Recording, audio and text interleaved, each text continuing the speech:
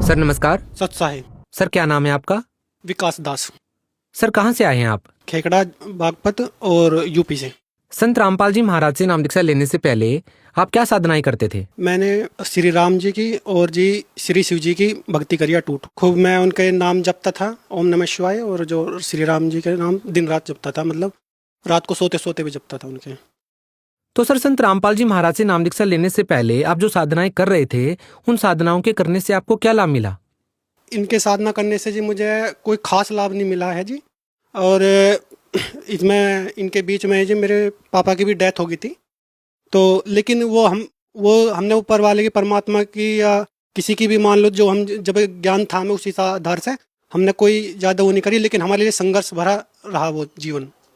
संत रामपाल जी महाराज की शरण में कैसे आए आप? संत रामपाल जी महाराज जी की शरण में जी एक शेखर भगत जी हैं जी, उन्होंने, मैं उनके पास ही रहा हूँ जी, वो मेरी बुआ का लड़का था। तो वो नामदान ले आया था और उनकी मेमोरी में संत रामपाल जी महाराज जी के सत्संग प्रवचन थे। तो मैं उन प्रवचनों को सुनता रहता था, और सुनता तो वही था, लेकिन मैं घर में रहता था तो सुनता था मैं, लेकिन फिर मैं थोड़ा थोड़ा गौर देने लगा, मेरी समझ में कुछ कुछ बात आने लगी संत रामपाल जी महाराज की। और उन्होंने जो है संत रामपाल जी महाराज की जब मेरी बात कुछ कुछ समझ में आई, पर लेकिन उनकी बातें सुनकर मुझे कुछ ठीक भी लगे थी, कुछ गलत लगे थी, लेकिन मन में जो है वो चलती थी कि ये क्या ज्ञान है इनका, ये तो कुछ नहीं है, तो कबीर साहब को भगवान बताते हैं, ऐसा कुछ आता रहता था।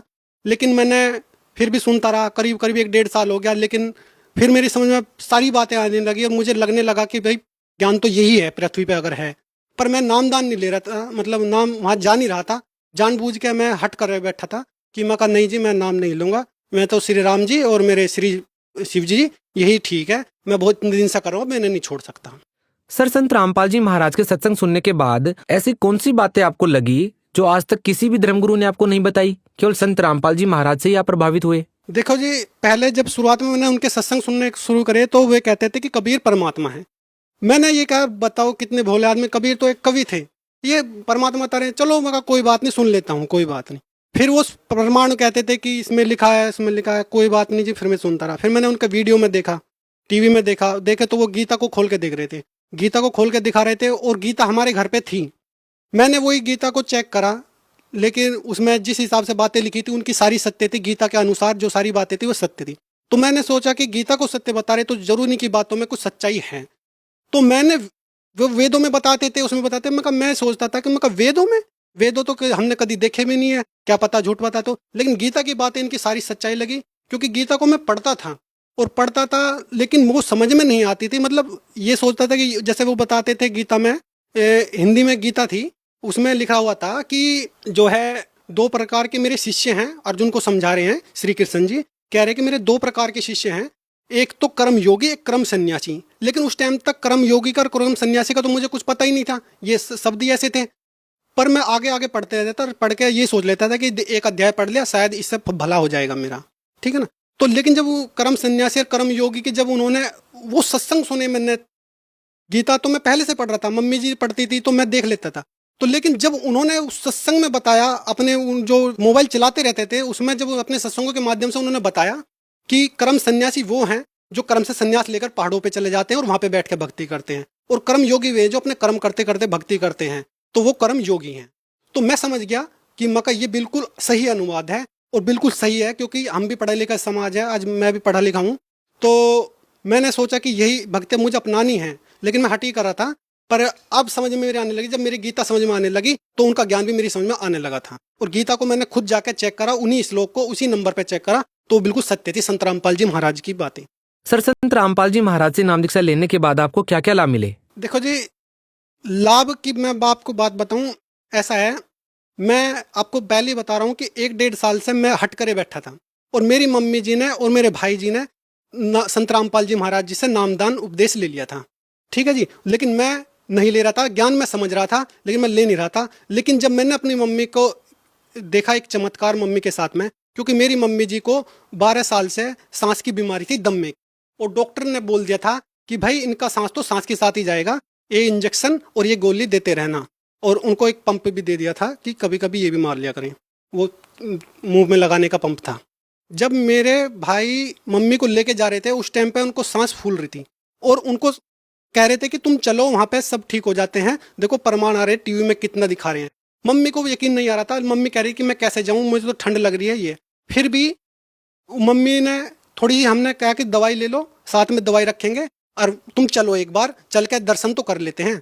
तो मम्मी जी वहां पे गई थी और वहां पे नामदान लेकर आई थी। और वहां से जब आई थी तो जब हम गए थे रजाई उड़ा के लेके गए थे, और वहां से आई सोल में आई थी, चादर ओढ़ के, बस खाली चादर में। और आके और फिर कह रही थी, वहां के गुण गाते गाते मेरे सामने नहीं थक रही थी, क्योंकि मैं तो हट करे बैठा था। जब वहां के गुण गा रही थी, कह रही थी बेटा तू वहीं से नाम लेना और कहीं मत जावे। और ये श्री राम जी श्री कृष्ण जी जब आए थे तभी ये मोक्ष दे सकते हैं। अब संत रामपाल जी महाराज आ रहे हैं, ये उन भगवान का ही अवतार हैं। तो मैंने क्या सोचा, मैं कहा जब महिमा गाने लगी तो मैं कह रही थी कि वहां पे जो है ना, जो संत रामपाल जी महाराज हैं वो नाम दान देते हैं, और देखो अब मैं कितनी स्वस्थ हूँ, मुझे बहुत राहत मिली है। मैं कह रहा कि मुझे भी लग रहा था, क्योंकि जब वो पहले गई थी उसकी हालत ऐसी थी और आने के बाद ऐसी हालत। 3 दिन वहां पे रह गई थी, और वहां पे जो भोजन करा था वो उनका परहेज वाला था। मैं उन्हें कह के भेजा था कि आपका तो वहाँ चावल भी मिलेंगे, वो मिलेंगे। देखो बेटा मैंने सब खाया है वहाँ पे, और देख लो अब तुम। और आज मैंने दवाई, जब मैं ट्रेन में बैठी थी, जब से मैंने अब तक कोई दवाई नहीं ली, और मैं तो रास्ते में वैसे भी थक जाती थी, कमजोर थी ना।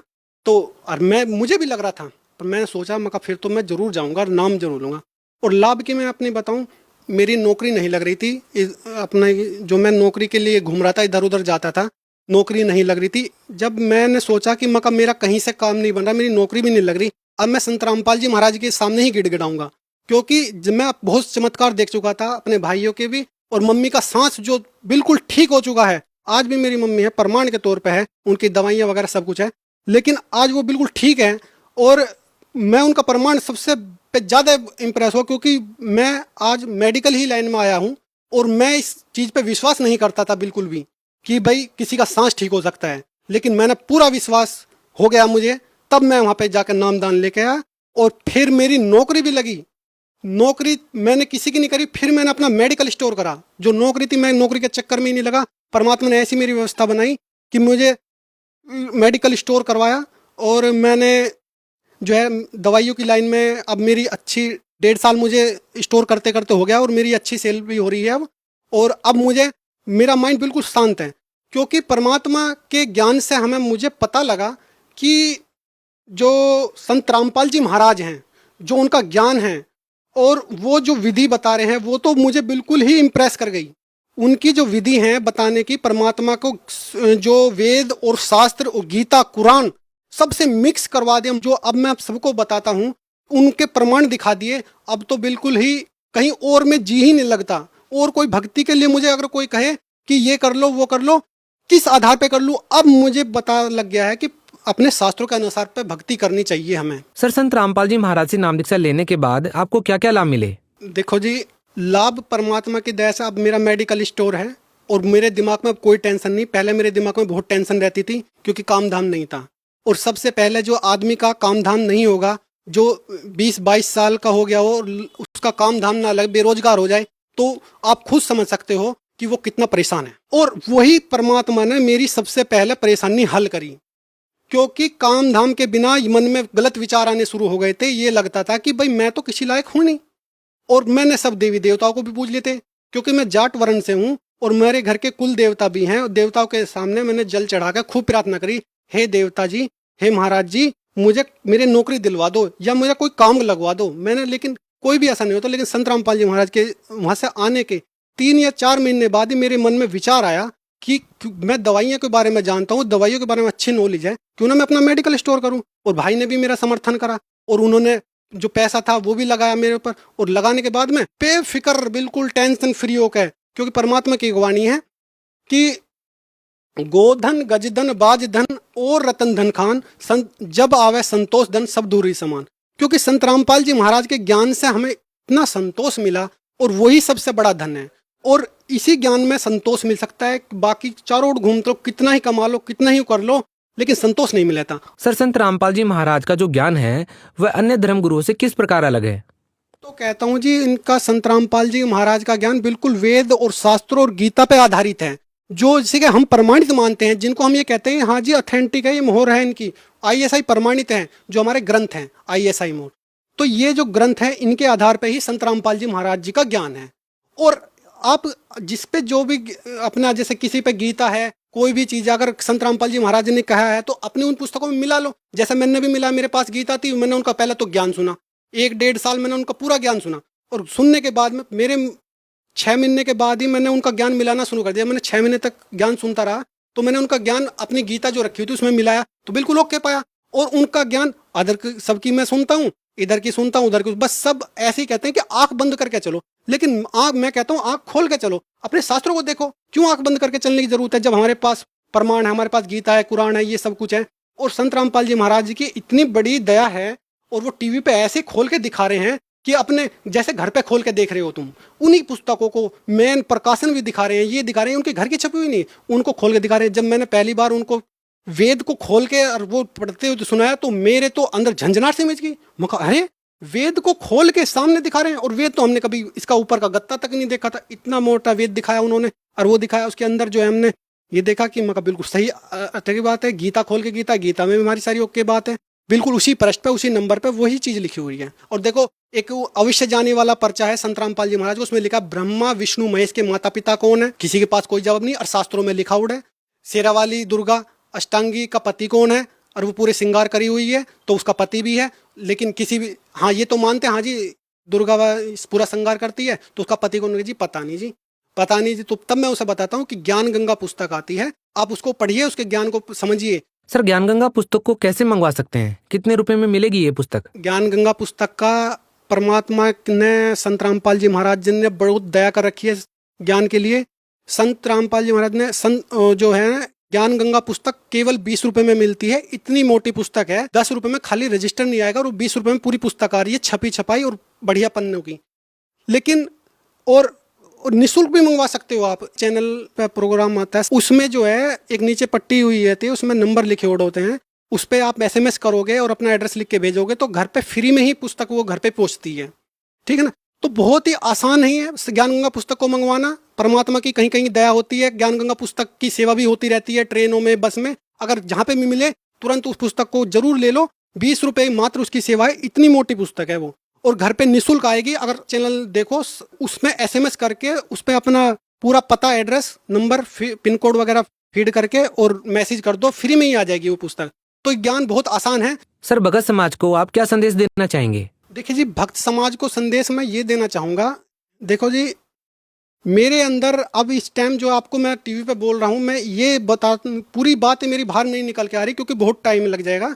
मैं यही संदेश देना चाहता हूँ कि ये मानुष्य जन्म बहुत दुर्लभ है और मोक्ष के लिए प्राप्त हुआ है, और इस मोक्ष को प्राप्त करने के लिए हमें अपने शास्त्रों के अनुसार भक्ति करनी पड़ेगी। और शास्त्रों के अनुसार भक्ति इस संसार में, पूरे विश्व में कोई भी धर्मगुरु नहीं करवा रहा। तो मैं तो आपको ये कहूँगा कि आप डेली देखो, क्योंकि मुझे भी ज्ञान हुआ उनका सत्संग सुन के। कुछ बातें उनकी अटपटी शुरुआत में लगती है, लेकिन वो अटपटी नहीं होगी, वो बिल्कुल शास्त्रों के अनुसार होगी, क्योंकि शास्त्रों से हमें दूर रखा गया था, इस वजह से हमें अटपटी लग रही है और अलग क्रियाओं में लगा दिया था, इस वजह से हमें वो अटपटी लगती है। लेकिन जब आप उस पूरे शास्त्रों को सामने देखोगे और आप कहोगे कि हाँ जी ये बिल्कुल सही है, और सामने देखोगे और उसको पढ़ लोगे, तो फिर आप खुद कहोगे हाँ जी ज्ञान तो ये है पृथ्वी पे, और तो ज्ञान ही नहीं। जैसे आज मैं कह रहा हूँ ऐसी कल आप भी कहोगे, क्योंकि ज्ञान पृथ्वी पे यही है, शास्त्रों के अनुसार भक्ति करने से ही लाभ मिलेगा।